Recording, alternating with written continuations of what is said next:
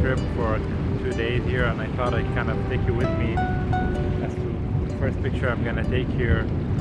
Maybe the only one, because nothing really piqued my interest. It was kind of raining throughout the 2 days that I was here, and it kind of cleared up a little bit today. It's a bit windy. It's kind of, the lake is the water is very disturbed, so it's not like a calm conditions where you get nice reflections of the fall trees across the lake. That's kind of what I like for it. And one of my favorite photos was those kind of pictures where you get like a really nice reflection of a single tree across the lake. So I was kind of hoping to do somewhere alongside the same thing, but it's been kind of windy throughout my whole trip, so it didn't really amount to much in terms of photography.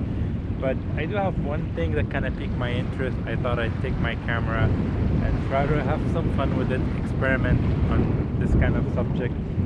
It's like I'm here on this kind of a sandy beach on the shoreline of the lake, and it kind of extends. There's just this one bit of like this kind of, call it like a sandbar. It kind of extends in a nice curved shape, and just there's water on each end of it, and just kind of narrows down basically nothing. So it's like it's kind of infinite, and it has a nice shape to it. Now it could work, could not work, but I thought maybe it would be nice to take this subject and just photograph it alone, do maybe a long exposure, just use a polarizer and a 6-stop or a 10-stop ND filter. And it's been a while since I've actually shot a long exposure, so I feel like I'm overdue for one. The only thing I have an issue with is kind of like there's a lot of leaves and like kind of foam from the crashing water on the shore.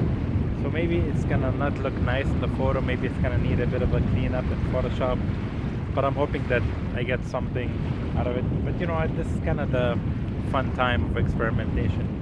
And when I look closer too, I notice someone's footsteps reaching out, so definitely it's gonna require some cleanup and edit.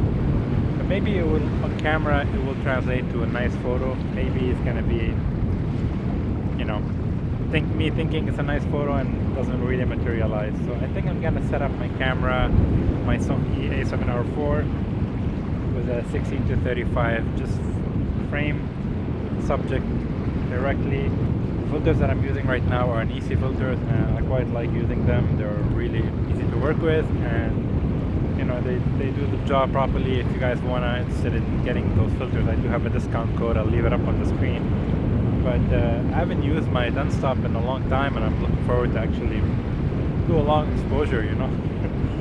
It's kind of windy, it's kind of chilly, but I don't mind it. It kind of makes it more realistic. So I'm gonna get set up, see what I can find. Maybe I can get a picture.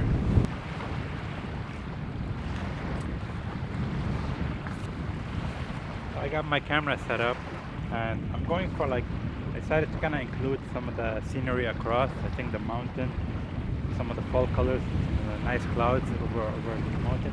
I think it gives this picture a bit more context.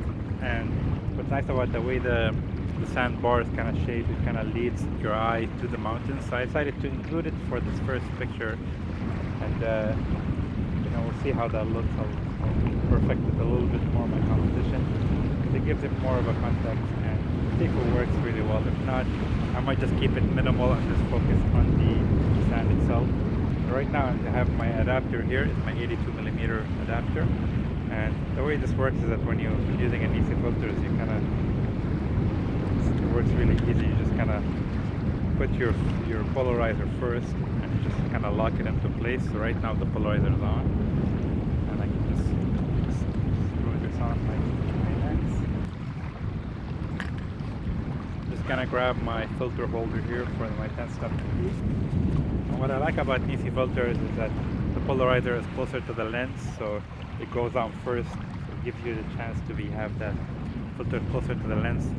So it eliminates any vignetting, and you don't need such a big filter diameter to kind of cover up your opening. Whenever I used a different kind of filter system, it used to be on the outside and be further from the lens. This one is kind of the opposite, so it allows you to install it first and use it. So I have my 6-stop here. I'm just gonna get it through the slot here.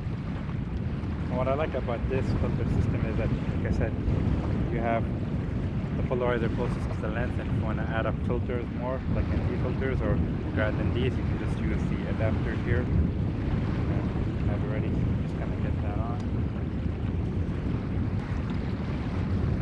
So with the 6-stop ND filter, I'm getting about 3.2 seconds at f11 ISO 50. I think that for me, that's, you know, smooth enough that I get a bit of a long exposure and it's smoothed out to choppy water. And if I need to do a longer exposure, I might just go for the 10-stop then. But I'm gonna try it out like this, kind of see how it works. At first I thought I wouldn't like having the mountains on the other side with the fall colors, but I feel like it makes it more of a complete picture and I quite like the composition. And I'm not really bothered so much by looking at the back of the camera of all the leaves and the foam and the kind of natural surrounding of this lake. I mean, you know, you're not gonna have a perfect sandy beach, you know, raked sandy beach. So definitely, like, it's just the reality of it, and I quite like that texture. And if there's any distracting elements, I can probably clean it up in Photoshop, but I'll have to look at the screen and see how it looks once I get home and work on it on the computer. But I think, like, just off the bat, I think I really like this combination of using the polarizer and the ND filter to create kind of a painterly image, an artistic image, and quite like that. And you know, it's fun to experiment with these things. Don't feel bad if you want to experiment, and this is exactly what I'm doing right now, because usually I would want to go for pictures of the trees across the lake with a reflection, but it's been choppy the whole time I've been here, which made it not ideal to get these kind of conditions. So definitely, like, you know, doing something different works really well. And yeah, I'll show you guys the image right now, and you do let me know what you think in the comments. I'd appreciate it.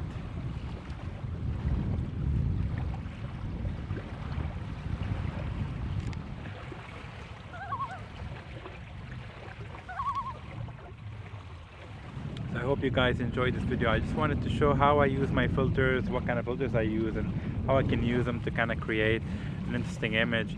And on an unrelated note, I just want to do a shout out also for a three-legged thing. You know, I've had this Winston tripod for a long time. It still holds up really well, but I had an issue with my head, kind of one of the knobs here, smaller one, it broke off and I couldn't lock it from moving, swiveling left and right. It kind of made my head unusable, made my tripod unusable.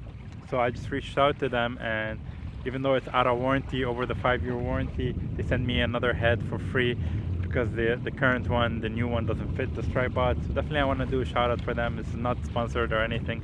I just want to I'm thankful for them for sending me this tripod head and allowing me to carry on.